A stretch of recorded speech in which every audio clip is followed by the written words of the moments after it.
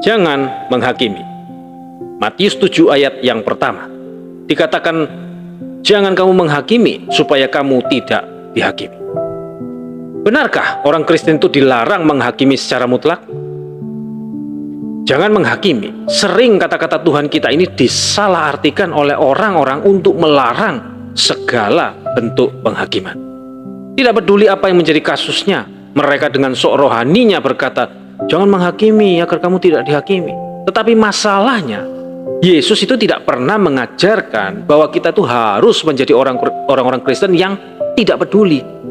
Dia tidak pernah bermaksud agar kita itu meninggalkan kemampuan kritis atau kebijaksanaan yang kita miliki.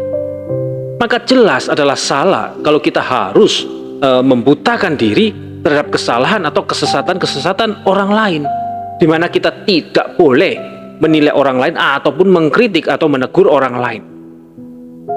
Secara sadar atau tidak, ada banyak sekali orang Kristen ataupun hamba Tuhan yang mengambil penafsiran ini. Ini terlihat pada waktu mereka menggunakan kata-kata jangan menghakimi ini terhadap orang yang mencela suatu ajaran sesat atau seorang nabi palsu. Dan juga di dalam kasus-kasus atau permasalahan-permasalahan lain tentunya. Orang-orang ini tidak menyadari bahwa pada waktu mereka mengatakan kata-kata jangan menghakimi kepada seseorang, mereka sendiri sebenarnya sudah menghakimi orang itu.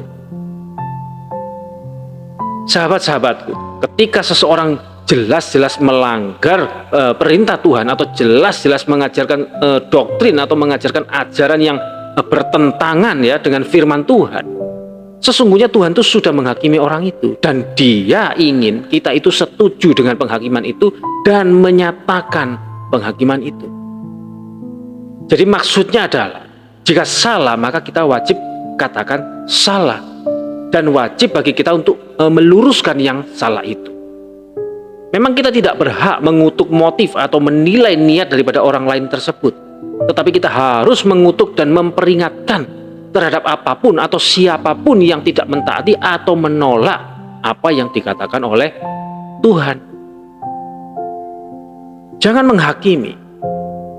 Mereka beranggapan bahwa bagian ini melarang kita untuk menyalahkan orang lain, mengecam orang lain, melakukan siasat gerejani terhadap seseorang. Dan yang paling ekstrim bahkan menganggap ini sebagai dasar untuk melarang adanya pengadilan. Nah, ini jelas merupakan suatu penafsiran yang salah, sebab bertentangan dengan bagian-bagian kitab suci. Karena baik dalam perjanjian lama maupun perjanjian baru, pengadilan itu bukan hanya saja diizinkan, tetapi juga diharuskan. Nah, contohnya seperti dalam Keluaran 18 ayat 13-26, di mana Musa dan sejumlah orang menjadi hakim. Lalu kemudian 1 Raja-Raja 3 ayat 16-28, di mana Salomo itu menjadi hakim. Kemudian adanya pemberian undang-undang untuk pengadilan seperti di dalam Keluaran 21 ayat 12 sampai dan seterusnya. Di dalam perjanjian baru seperti di dalam Roma 13 ayat 4b dikatakan di sana, tidak percuma pemerintah menyandang pedang. Pemerintah adalah hamba Allah untuk membalaskan murka Allah atas mereka yang berbuat jahat. Bahkan Yesus sendiri mengecam dan mengutuk orang Farisi dan ahli Taurat. Itu bisa dibaca dalam Lukas 11 ayat 42-44, Lukas 20 45-47. Jangan lalu kemudian muncul alasan yang mengatakan bahwa ketika kita menghakimi itu tidak kasih. Nah, ini salah. Karena ketika kita menilai seseorang itu bisa dengan tujuan meluruskan orang itu dari kesalahan atau kesesatannya, dan juga untuk menolong supaya orang lain itu tidak ikut dengan kesesatan atau kesalahan tersebut. Lalu ada juga yang berkata ketika kita menghakimi itu sama halnya kita sedang mengupayakan sebuah pertengkaran, di mana kita seharusnya tidak bertengkar. Kita harus cinta damai. Nah, laki-laki ini adalah salah. Kenapa salah? Karena kalau kita membiarkan kesesatan atau kesalahan dengan alasan cinta damai, justru kita tidak mencintai orang-orang yang bisa menjadi korban kesalahan atau kesesatan itu. Sahabat-sahabat, perlu kita ketahui bahwa kebenaran itu lebih berharga daripada perdamaian. Dan perdamaian itu harus rela dikorbankan demi kebenaran. Dalam Yakobus 3 ayat 17 dikatakan, tetapi hikmat yang dari atas adalah pertama-tama murni, selanjutnya pendamai, peramah, penurut, penuh belas kasihan dan buah-buah yang baik, tidak memihak dan tidak munafik. Perhatikan bahwa murni mendahului pendamai. Dan karena itu kebenaran harus lebih diutamakan dari perdamaian. Ada pula yang berkata, jangan menghakimi karena kita tidak maha tahu. Sekalipun kita itu memang tidak maha tahu, tetapi Allah itu telah memberikan kepada kita kitab suci atau firman Tuhan, yang salah satu fungsinya adalah menyatakan kesalahan. Dikatakan jelas di dalam 2 Timotius 3 ayat 16-17 bahwa segala tulisan yang diilhamkan Allah memang bermanfaat untuk mengajar, untuk menyatakan kesalahan, untuk memperbaiki kelakuan dan untuk mendidik orang dalam kebenaran. Dengan demikian, tiap-tiap manusia kepunyaan Allah diperlengkapi untuk setiap perbuatan baik. Itu kata firman Tuhan. Jadi dengan belajar kitab suci kita bisa tahu mana yang benar dan mana yang salah atau yang sesat. Mengatakan kita tidak tahu seringkali bukan merupakan perwujudan daripada kerendahan hati, tetapi justru merupakan suatu perwujudan dari suatu sikap tegar tengkuk yang sekalipun sudah diberitahu tetapi tetap tidak mau tahu. Kita boleh saja menilai, menyalahkan dan mengecam seseorang. Kenapa? Karena Yesus sendiri mengecam dan mengutuk orang-orang Farisi, ahli-ahli Taurat, orang-orang Saduki dan ajarannya. Itu bisa saudara baca sendiri ya dalam Matius 5 ayat 20-48, Matius 6 ayat 1-18, Matius 15 ayat 1-14, dan masih banyak yang lainnya.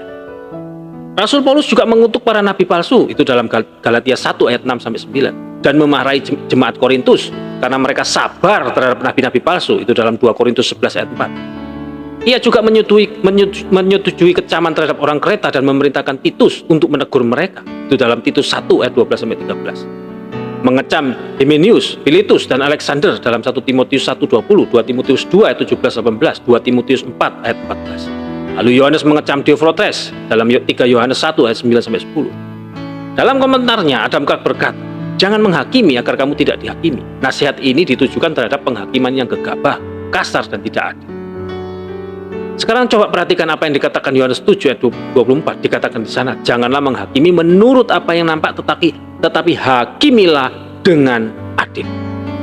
Dengan kata-kata ini Yesus jelas membolehkan kita untuk menghakimi asal kita melakukannya dengan adil. Artinya dengan memperhatikan seluruh fakta-fakta secara keseluruhan. Jangan asal damprat saja, jangan asal tuduh saja sebelum punya bukti yang jelas dan kuat. Itu maksudnya. Sahabat-sahabatku, jadi jelas bahwa jangan menghakimi bukanlah suatu larangan yang mutlak. Menghakimi tidak dilarang dalam semua keadaan. Faktanya, ada kalanya kita memiliki tanggung jawab untuk menilai. Dan jika kita gagal atau menolak untuk menghakimi pada saat-saat seperti itu, justru itu akan membuat kita berdosa karena sudah tidak menghakimi.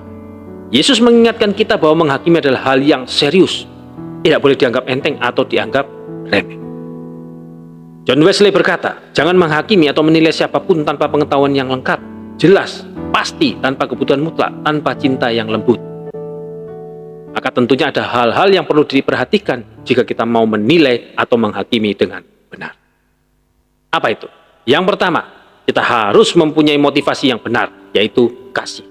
Kalau kita mau mengkritik atau menegur tetapi dalam hati kita tidak ada kasih, maka sebaiknya kita membatalkan rencana untuk menegur itu. Kalau kita menegur dengan motivasi kasih, maka kita akan menegur untuk kebaikan orang yang kita tegur. Teguran yang diberikan hanya untuk melampiaskan kejengkelan jelas tidak diberikan dengan kasih. Itu yang pertama. Kemudian yang kedua, kritikan baru boleh diberikan setelah kita mengetahui duduk perkaranya dengan benar dan jelas. Jadi, jangan mengkritik hanya karena saudara mendengar kabar angin atau pada waktu saudara hanya tahu sebagian daripada fakta-fakta yang ada.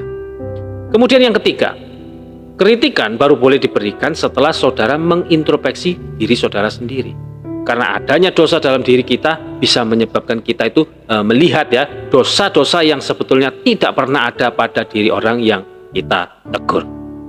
Misalnya, kalau saudara benci atau sentimen pada seseorang, maka segala yang orang itu lakukan akan saudara rasakan sebagai sesuatu yang salah. Nah, saudara harus membereskan dosa saudara itu dulu. Dan kalau saudara sudah bisa mengasihi orang itu, maka saudara mungkin akan melihat bahwa banyak atau bahkan mungkin semua kesalahan orang itu sebetulnya tidak pernah ada. Jadi seperti itu. Nah, ini ilustrasi ya. Ilustrasinya seperti ini. Ada orang melihat tetangganya menjemur pakaian yang masih kotor. Padahal sebetulnya kaca jendelanya sendiri yang kotor. Pada waktu saudara introspeksi, mungkin saudara lalu melihat bahwa saudara pernah melakukan dosa-dosa tertentu di masa lalu terhadap mana saudara sudah bertobat. Ini tidak perlu dan tidak boleh menyebabkan saudara takut untuk menegur. Ayat 5 menunjukkan bahwa kalau balok di mata kita itu sudah dikeluarkan, maka kita boleh mengeluarkan selumbar dari mata saudara kita. Lalu yang keempat, pada waktu mengkritik, saudara harus menunjukkan kesalahan orang itu dengan jelas dan spesifik. Bukan secara samar-samar atau kabur atau tidak jelas. Kalau saudara menyatakannya secara samar-samar, maka orang itu tidak tahu tindakan apa yang menyebabkan ia menjadi batu sandungan sehingga ia tidak bisa mengubah tindakannya. Jadi, sebutkan tindakan apa yang menyebabkan ia menjadi batu sandungan. Kemudian yang kelima, yang terakhir. Kritikan harus diberikan dengan cara yang tepat dan pada saat yang tepat. Cara yang tepat tergantung situasi dan kondisi. Bisa berupa teguran yang keras atau yang lemah lembut. Bisa langsung atau melalui orang lain atau bahkan melalui surat. Tetapi jangan melalui surat kaleng, karena ini bertentangan dengan Matius 18 ayat 15. Saat yang tidak tepat juga sangat penting untuk diperhatikan. Bisa dilihat dalam Amsal 15 ayat 23. Amsal 25 ayat 11. Kalau kita menegur orang pada saat orang itu sedang marah atau sedang sangat sedih, ini tentu salah. Ya, oke, baik. Benarkah orang Kristen dilarang menghakimi secara mutlak? Maka jawabannya adalah tidak benar. Orang Kristen boleh menghakimi asalkan dengan adil. Yohanes 7 ayat 24, firman Tuhan berkata, janganlah menghakimi menurut apa yang nampak, tetapi hakimilah dengan adil. Oke, baik. Kiranya dapat dipahami dan menjadi pencerahan bagi kita semua. Amin. Tuhan Yesus memberkati. Shalom.